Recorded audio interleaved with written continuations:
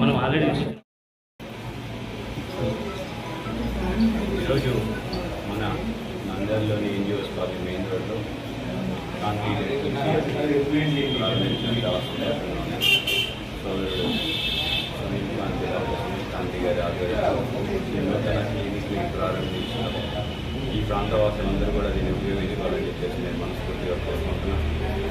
ముఖ్యంగా యంగ్స్టర్స్ అందరూ కూడా ఈ మధ్య తన సొంతకాల మీద నిలబడాలని సొంతంగా క్లినిక్లు జరగడం అనేది ఒక మంచి సాంప్రదాయం.